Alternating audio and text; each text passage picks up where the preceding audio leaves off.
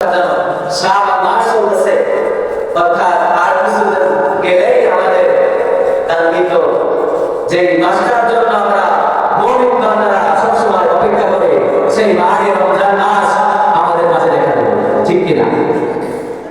তো এই মাহে রমজান মাস আসার আগে আমাদের কিছু করণীয় আছে।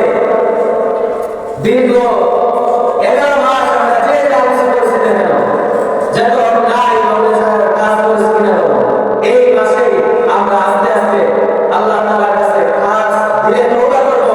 যে মাহে রমজান মাস আসার আগে আমি আপনি যেন আল্লাহ তাআলার কাছে সমস্ত গুনাহ থেকে ক্ষমা চাইব, মাফ চাইব। আল্লাহ তাআলার কাছে বলবো, ইয়া আল্লাহ, আপনি আমাকে ক্ষমা করে দিন।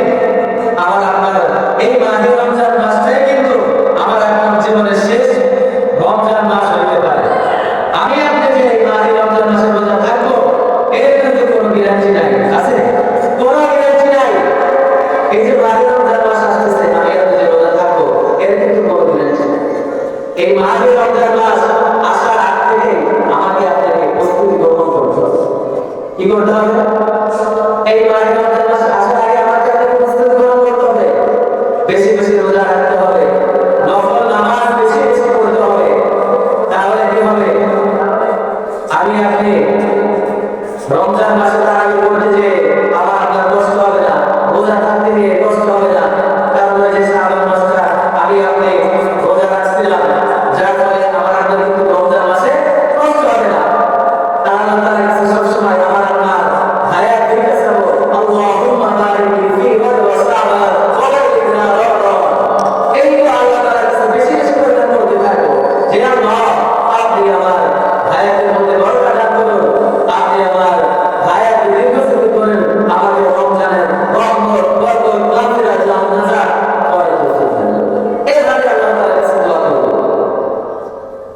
আর রমজান মাসে আমরা রোজা থাকি ঠিকই, কিন্তু আমার আপনার জবানকে আমরা হেফাজত করতে পারি না। এই জবান দ্বারা আমি আপনি অন্যের গীবত শিকায়ত করে বেড়াই, অন্যর নামে বদনাম করে বেড়াই। সোহেল ভাই, রোজা থেকে আপনি যদি এই সমস্ত কাজ করে বেড়ান, আমার আপনার শুধু কষ্ট করে রোজাই থাকা হবে, ওই রোজা আমার আপনার দ্বারা কোনো কাজে আসবে না। ওই রোজা কিন্তু আমার আপনার কোনো কাজে আসবে না। যদি আমি আপনি রোজা থাকা অবস্থায় নিজের জগৎটাকে যদি হেফাজত না করতে পারি, এখন বলবেন ভাই রমজান মাসে তো সমস্ত শয়তান বন্দী থাকে, তাহলে এই যে সমাজের মধ্যে মারামারি, সরকারিতা, এইগুলো কেন হয়? রমজান মাসে তো শয়তান বন্দী, অথবা কিভাবে এগুলো কিভাবে করবে? এইটা আমি আপনি যে 11 মাস এইগুলো করে আসি, ওই অভ্যাসটা আমার আপনার ভিতরে থেকে যায়, যার ফলে আমি আপনি এই রমজানে রোজা থাকায় রোজা অবস্থা থেকে অন্য বিপদ ছেড়ে চলে বেড়াই, অন্য নামে বিপদ দিয়ে বেড়াই। তারপর দেখা যায় কিছু থেকে কিছু হলে জ্ঞান পেশা শুরু করে দিই। এইগুলা আমরা আস্তে আস্তে এখান থেকে একটু দূরে থাকবো। এই রমজান মাসটা কিন্তু অত্যন্ত গুরুত্বপূর্ণ একটি মাস। এই 11টি মাসের মধ্যে সব থেকে সেরা মাস হচ্ছে এই রমজান মাস। আমি আপনি এখন থেকে নিয়ত করব, এই রমজানটাই আমার আপনার জীবনের শেষ রমজান হতে পারে। এই কারণে আমি আপনি এখন থেকে নিয়ত করবো যে এই রমজানের প্রত্যেকটা রোজা চিন্তায় সেই সুন্দরভাবে আমি আপনি যেন থাকতে পারি, করতে পারি, এই নিয়তটা করবো। অথচ দেখা যায় অনেক মুসলমান আছে, এই যে রমজান মাস চলে আসতেছে, রমজান মাসের পরে আসছে না, 11 মাস তো খাই, এই রমজান মাস তো খাই, তবে বাইরে দিয়ে খাই। অনেক হোটেলে দেখাবেন মা বোনরা পর্দা ব্যবস্থা না করো, অনেক হোটেল আলাদা পর্দা করে। এখন বলবেন কিভাবে পর্দা করে? দেখবেন এই রমজান মাসে হোটেলটা এমন সুন্দর করে ঘিরে ভিতরে খাওয়া দাওয়া চলে, সারাদিন খাওয়া দাওয়া চলে। কিন্তু হাদিস শরীফের মধ্যে আছে এই রমজান মাসের মধ্যে কেউ যদি দিনের বেলা পানাহার করে, অর্থাৎ দিনের বেলা যদি কিছু খায়, সে যেন ওই খাবারটা খায় না, সে যেন আগুন আগুন এই আগুন ছিল না, এই আগুন তাহলে বুঝতে পারছেন কত বড় একটা কথা।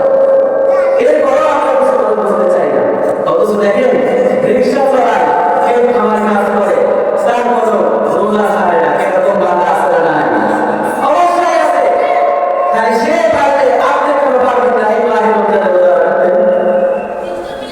একটা মাস বাকি মাস তো আল্লাহ তাআলা অনেক নিয়ামত আপনাকে দিয়েছে, আপনি এই মাসগুলো খান, চলছে।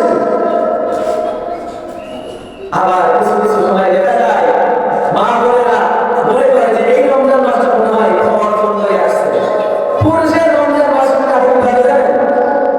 পুরুষের রমজান মাসটা কাটে বাজার করতে করতে, আর মা বোনের কাটে রান্না বান্না করতে করতে।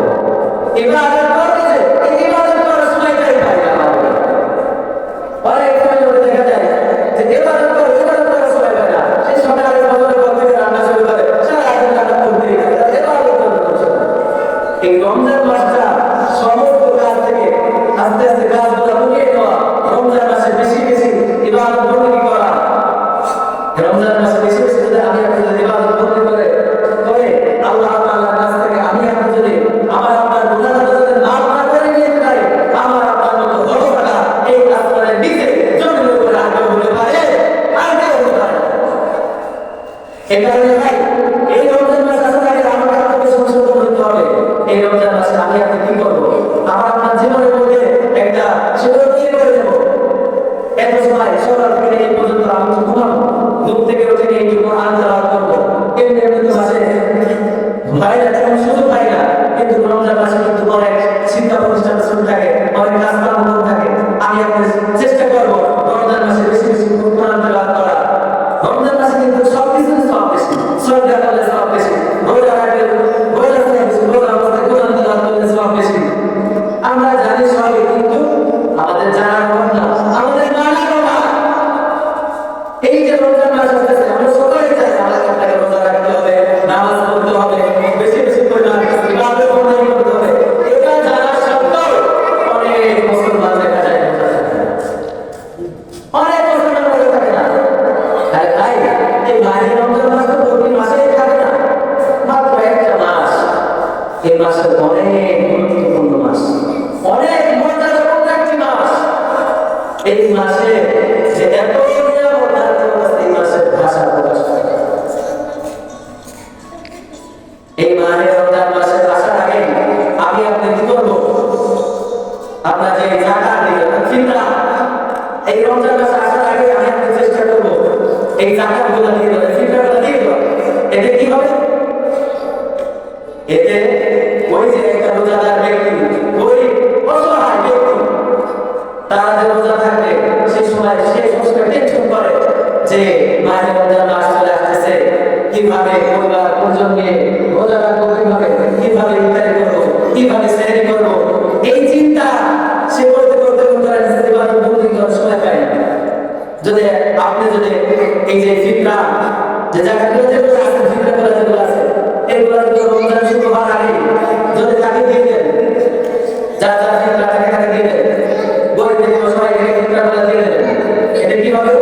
ও রমজান মাসে ইফতারি সেহরি খেলে পরিবার নিয়ে সুন্দরভাবে রোজা ইফতার করতে পারে।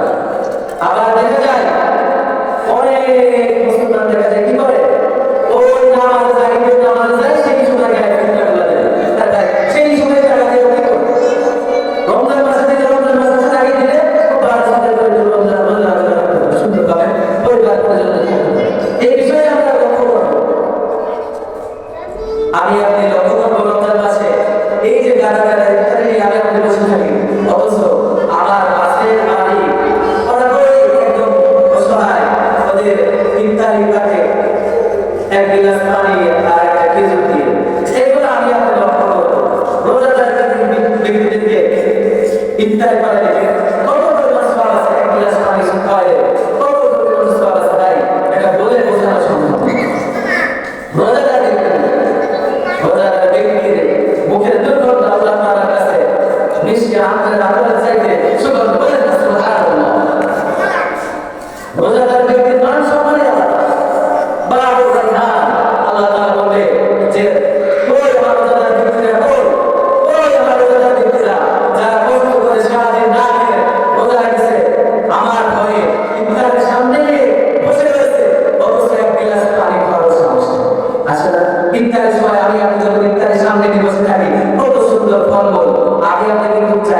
পারি, কিন্তু আমরা কার ভয় খাই না? বলে বলে বলে আল্লাহর ভয় খাই না আমরা। তাই আল্লাহর মালিকের ভয় আমরা তারা খাইতে পারি না। যে আল্লাহ দেখছে, কেউ না দেখলে দেখে কে? আল্লাহ। কেউ না শুনলে শুনে কে? ওই আল্লাহ। কথা বলে ঠিক কিনা? আমি এখন যদি মনে করি কেউ তো আমাকে দেখছে না, আমি ঘরের মধ্যে বসে খানা খাচ্ছি, কেউ তো আমাকে দেখছে না, বাইরের মানুষ কেউ দেখছে না, কিন্তু দেখতে ওরা একজন আছে কিনা? আছে, দেখতে ওরা একজন আছে। আপনি মনে করেন পানিতে ঘুরতে পানি খাবেন, কেউ না দেখলেও দেখে কে? আল্লাহ। এই আল্লাহর ভয়ে আমরা কিন্তু খাই। আমরা অনেক বয়স হয়ে যায়, অনেক মুমিন বান্দারা অনেক কষ্ট করে, কেউ খামারে কাজ করে, ওই রোদের মধ্যে এত পরিমাণ পরিশ্রম করে, বলে হুজুর আর পারি না, আর পারি না, কি করব? এই যে আল্লাহ তাআলা রমজানের রোজার দিকে দিকে বাবু রাইহান জান্নাত, এত সুন্দর জান্নাত আল্লাহ তাআলা রেখেছেন, সেই কিয়ামতের দিন আল্লাহ তাআলা বলেন, ওই রমজানের ব্যক্তিরা আসো, আসো দেখো তোমাদের জন্য আমি কত সুন্দর করে জান্নাতটা সাজিয়েছি, দেখো তোমরা দোয়া করতে কে করতে চাও, খালি বলো, মুখ দিয়ে বলতে দেরি আসতে দেরি হবে না। একটা পানি হয়ে যায়, আপনার যদি মন চাইলে পানিটা খাবেন, সাথে সাথে রান্না বান্না হয়ে আপনার সামনে চলে আসবে, অটোমেটিকলি চলে আসবে, আপনি খাবেন, খেয়ে দিয়ে হাঁটিগুলো আবার হয়েছে বলেন না সুবহানাল্লাহ। ভাই দুনিয়া তো ফলের জায়গা, এই ফলের জিন্দেগিতে আমি আপনি এই দুনিয়ার তার চিত্রগুলো দেখে এই দুনিয়ার লোক ব্যবসায়ী হয়ে আমি আপনি আখিরাতের কথা বলে যাই, আমি আপনি আখিরাতের কথা বলে যাই। এই দুনিয়ার চার চিত্র দেখে, এই দুনিয়ার চার চিত্র আমার আপনার মৃত্যুর কথা স্মরণ করতে দেয় না, এই দুনিয়ার চার চিত্র আমার আপনার বুঝতে দেয় না। এই বান্দা তোমার একদিন মরা লাগবে, তোমার একদিন বেঁচে যাওয়া লাগবে, তোমার একদিন ওই কিয়ামতের দিন কঠিন জিনিসটা হয়ে যাবে, তোমার কাছে আমার কাছে হিসাব দেওয়া লাগবে। এটা বলতে দেয় না, এটা বলতে দেয় না। এই দুনিয়ার চার চিত্র আপনাকে বলতে দেয় না। আপনি কার মায়ের কষ্ট করছেন? ওই ছেলে সন্তানের মায়ের, ওই ছেলে সন্তান আপনাকে ভুলে যাবে, ওই ছেলে সন্তান আপনাকে ভুলে যাবে। কিয়ামতের দিন একটা ব্যক্তির দাঁড়ায়, বাবা ঘুরবে ছেলের কাছে, ছেলে ঘুরবে বাবার কাছে, কেউ কাউকে চিনবে না, বলে তুমি কে, তুমি কে, আমি তোমাকে চিনি না। একটা ব্যক্তির বিনিময়ে বলে তুমি কে, আমি তোমাকে চিনি না। তাহলে আপনি কার জন্য এত অর্থনীতি করছেন? কার জন্য? একটু চিন্তা করে দেখেছেন আপনি ছেলে মেয়ের জন্য এই যে বাড়ি করে করে যাচ্ছেন, এই যে মেয়েটা বিয়ে দিয়েছেন, একটা ভালো ছেলে দেখে বিয়ে দিয়েছেন, মেয়েটা সুখে সংসার করছে, আপনি মনে করছেন ছেলেটাকে ডাক্তার দেখে বানাইছি, ছেলেটা অনেক একজন ভালো একটা লেভেলে আছে, ছেলেটাকে উকিল বানাইছি, সে এখন ভালো একটা পজিশনে আছে। এই যে আপনি যে ছেলে মেয়ের ভবিষ্যৎ করে যাচ্ছেন, আপনার যে মরা লাগবে, আপনার যে ওই পারে যাওয়া লাগবে, আপনার ওই পারে যাওয়ার জন্য আমি আপনি কি করে গিয়েছি দুনিয়াতে? তাহলে আমি আপনি যদি ছেলে মেয়ে কোথায় ফেলে যাই, নিজের কথা তো ভাবি না। অথচ দেখেন আমি আপনি মনে করেন ছেলে সন্তান, কিন্তু পর হয়ে যায় অনেক সময় দেখবেন লাশ রেখে দেয়, লাশ রেখে দিয়ে ছেলে বলে দেখ বোনরা তো কত কিছু করেনি, আমরা তো বেশি করছি, দেখ কোথায় গিয়ে আছে বাবা, কোথায় গিয়ে রেখে দিয়ে গেছে, ওইগুলো তার বলতে হবে। দেখবেন এইরকম বর্তমান সমাজে এরকমই করছে। আপনি কার জন্য এরকম কিছু করছেন? ওই ছেলে সন্তান কোনো কাজে আসবে না যদি আপনার ছেলে সন্তানের মধ্যে যদি দিনের জ্ঞান না থাকে, দিনের বোধ যদি আপনার যদি না থাকে, সেই সন্তান কোনো কাজে আসবে না। কোনো কাজে আসবে? কোনো কাজে আসবে না। যদি আপনি নেক কাজ সন্তান রেখে যেতে পারেন, ওই সন্তান যদি 2 রাকাত নামাজ পড়ে আল্লাহ তাআলার কাছে দোয়া করে, রব্বির হামহুমা কামা রাব্বায়ানি সগীরা, ও রব্বির হামহুমা কামা রাব্বায়ানি সগীরা, ওই একটা সন্তানের দায় আমার আপনার কাঁধে। আমার আপনার কাঁধে একটা সন্তান দাঁড়ায়, ওই একটা সন্তান দাঁড়ায়, আমি আপনি চাইলেও আল্লাহ তাআলা আমাকে আপনাকে মাফ করে দেবেন। এখন বলবেন হুজুর এখন তো সন্তান আমি বড় হয়ে গেছে, এখন তো ছোট সন্তান আমি নাই, এখন আমি কি করব? আপনার এখনো সময় আছে, বড় হয়ে গেছে তো কি হয়েছে? মসজিদে হুজুররা আছে, এই যে মাদ্রাসায় হুজুর থাকে, সবসময় ছেলেকে পাঠাবেন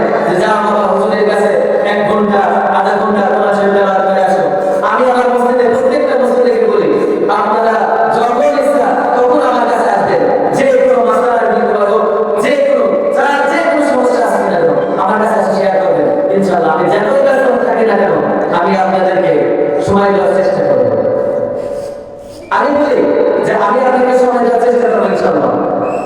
কারণ কি জন্য বলি, এই যে আমি আপনি দিনী ইলম শিক্ষা করছেন, খায়রুম মান তাআল্লামা আল-কুরআন ওয়া আল্লামা, হাদিস শরীফের মধ্যে আছে ওই ব্যক্তি বেশি উত্তম যে নিজে কোরআন শরীফ শিক্ষা করে অর্থাৎ দ্বীন শিক্ষা করে এবং অপরকে শিক্ষা দেয়। এক সময় আমিও কিন্তু এই মাদ্রাসার একজন ছাত্র ছিলাম। এই মাদ্রাসায় অনেক কিছু অনেক স্মৃতি আমার এই মাদ্রাসার মধ্যে আছে। এই গ্রামের মধ্যে অনেক স্মৃতি আমার রয়েছে। এই যে মাদ্রাসা বর্তমান যে মাদ্রাসায় পড়াশোনা করে ছাত্ররা, সেই সময় আমি যে সময় ছিলাম এই বিল্ডিংটা সেই সময় ছিল না। এই বিল্ডিংটা সেই সময় ছিল না। সবক দিতাম, সবক দেওয়ার সময় সবক যে সময় দিতাম সবক পড়তাম, ফজরের উঠে সেই সবক দিতাম, আবার একটু পড়া করে এসে মাগরিবের পরে অর্থাৎ এরকম সময় মাথায় করে বালু টেনে টেনে ওই নিচে অনেক